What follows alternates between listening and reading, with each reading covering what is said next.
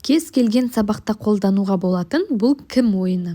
Бұл ойынды сергіту сәті ретінде өткізсеңіз де болады. Оқушылардың жан-жаққа алаңдаушылығын басып, назарын өзіңізге аударудың таптырмас тәсілі. Ойынның шарттары туралы айта кетейін. Мұғалім немесе оқушы сыныптағы бір оқушыны ауызша сипаттайды.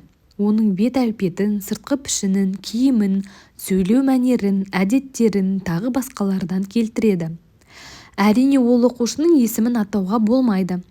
Және де сипаттардың барлығы да жағымды тұрғыдан болуы керек. Мұнда оқушыларды мақтаған дұрыс.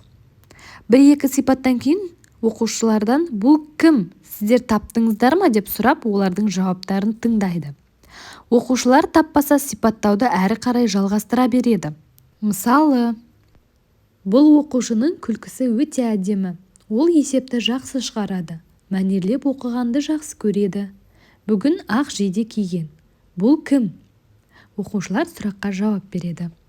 Бұл ой сергек оқушылардың бір-біріне деген ынта-ықыластарын арттыруға бағытталған. Оқушылар өздері және өзге жолдастары туралы әңгімелерді өте ұнатады. Сабақта қолданып көріңіз, қызықты өтуіне септігін тигізеді деп ойлаймын.